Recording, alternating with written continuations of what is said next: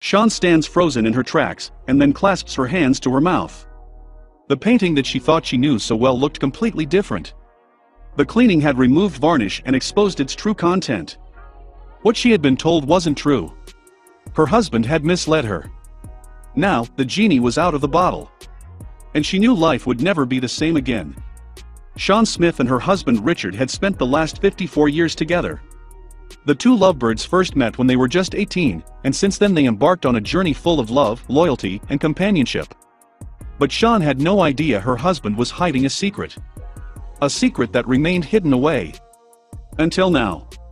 Since they first met 54 years ago, Sian and Richard became inseparable, and even now in their 70s the two rarely left each other's sides.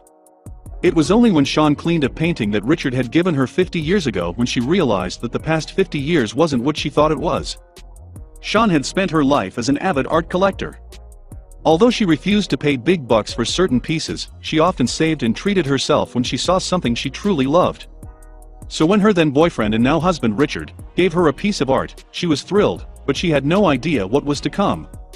50 years ago, to celebrate their 4th anniversary together, Richard had got Sian a painting that he claimed to have gotten for a good price. Richard was always thoughtful with his gifts and gestures. He knew just how much art meant to Sian. Handing over the painting with his Hollywood smile glistening in the light, Sian felt butterflies in her stomach. But she had no idea there was something behind his Hollywood smile. As soon as Sian saw the painting, her mouth dropped wide open. It was gorgeous, but it looked just like a Rembrandt, an iconic painter. However, Richard insisted it wasn't and was merely a painting by an unknown painter. Either way, Sian loved it. But she knew she had to find out the truth. No matter what. Few painters are as revered as Rembrandt. The Dutch genius has been hailed as one of the masters of the art world. Famed during his lifetime, Rembrandt's reputation has only gotten better and better since his death in 1669. Owning a Rembrandt painting is a big deal. They are rare and highly valued. Sian wanted to know the truth, but she wasn't prepared for it. Although her husband insisted that this painting was not Rembrandt, Sian had a feeling in her stomach it could be. After all, she had been surrounding herself with art for all of her life. Something was telling her to find out more, but her husband thought it was nonsense. The painting, titled Portrait of a Young Lady, looked like a typical Rembrandt work. It had all the hallmarks of his back catalog. Or so it seemed. Sian's husband told her that he sent it off to Holland for an examination. And when they responded, Sian was completely surprised. Her husband said an official assessment from Rembrandt experts in Holland found that the painting wasn't actually a Rembrandt at all. Sian felt devastated. She truly did think it was genuine. This wasn't an original painting by the Dutch master, so who was it by? Ultimately, Sian never found out the truth until now. Decades had passed since Sian received her Rembrandt painting, which was deemed illegitimate. It was a beautiful painting no matter the hand it was created by. It hung in her living space for years and years. And through all these years, Sian did wonder if she would ever know who made this painting?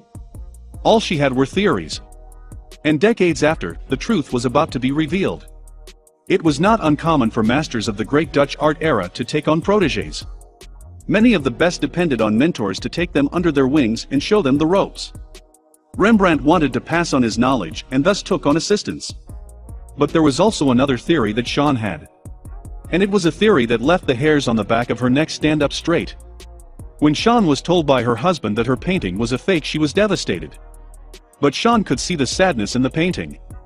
She could tell whoever had painted the piece of art had some serious anger and violence pent up inside of them, just waiting to explode. In fact, as soon as she saw it, she felt a shiver run up her spine.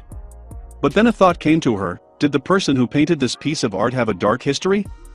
Michelangelo Caravaggio was one of the great Italian painters of the Baroque movement. But he wasn't just that. He had ended someone's life. Famous for his temper, Caravaggio had to flee Rome in 1606 after committing murder after a tennis match. Naturally, this has complicated his legacy. Could his art still be proudly sold? Sian was conflicted. And she was conflicted for 50 years until one day she took a closer look at this painting. 50 years after receiving the painting, Sian was cleaning her house while her husband was out grocery shopping. As she swept the floor, she glanced over at the painting. It sure did fill her with happiness every time she saw it. But then suddenly, a sparkle glistened on the painting, and Sian's curiosity shot up. She walked closer to the painting, not knowing what she was about to uncover. Straight away Sean started to remove layers of varnish, and with each layer removed the painting seemed to reveal its true identity. By the end, all she could do was gasp. The painting looked so different from 50 years ago. She had tears in her eyes. Picking up her phone, she called her husband. "I knew it, you didn't believe me." You see, when Sean was removing the varnish, she deduced that somebody had poured it on to create a mirrored surface. However, it obscured the original brushwork and color of this artwork. After undoing that damage, Sean concluded that the last 50 years had been a lie. The true artist was Rembrandt. Her husband had lied to her. But now she had to prove it. When the media were notified about this story, there was only one person they wanted to speak to, and that was Sean. It was her keen eye that allowed Sean to spot the mistake. But interviewers kept coming back to the same question over and over again. How did 50 years pass before somebody corrected this error? It's hard to know why it took so long for Sean to spot the error. Her husband insisted he didn't know it was genuine. There's a lesson here: always get a second opinion. One such mistake ended up costing a woman over £160,000 of her own money. Lynn Fuss had spotted the William Nicholson painting Still Life of a Glass Jug in pairs and fell in love with it. However, there was no way she was going to spend hundreds of thousands of pounds unless she was sure it was real. The first clue was to examine a string of mysterious numbers and letters on the back. Using ultraviolet techniques, the authenticator eventually discovered they were train departures that coordinated with when the British painter was alive and working. The second clue was more important to Fuss. It was the physical paints on the canvas. And for this particular artist, they still had samples from Nicholson's paint box. That was enough for Fuss, not to mention the art community. Since the paints were a match, it had to be real. The art enthusiast shelled out over £160,000 and carefully took it back home to enjoy. Things seemed fine until she made the huge mistake of appearing on television. The British television show, Fake or Fortune, was an amazing and free opportunity for Fuss to have her paintings worth properly evaluated. After all, there could be a chance to sell it in the future. The show's main authenticator, Patricia Reed, took a close look and frowned. It was a bad sign. She had barely looked at the canvas and already had some very strong opinions that drew tears to the owner's eyes.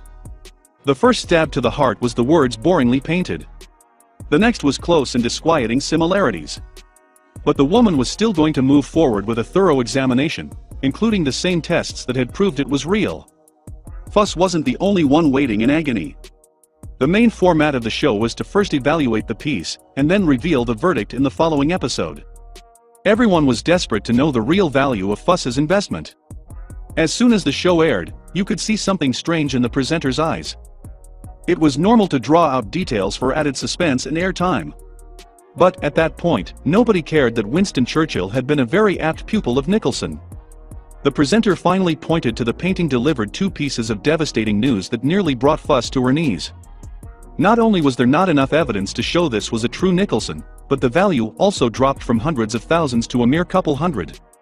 Everyone watching felt the same stab of disappointment and loss, but none more than the owner.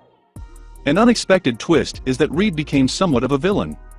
People vehemently protested that if one person thought there was enough evidence, including paints from the artist's own box, then how was her not enough evidence ruling the superior one? There were even calls for torches and pitchforks to her front door. Reed fired back with a very common claim. The theory was that Nicholson had many students in his workshop, and one of them probably practiced with his paints.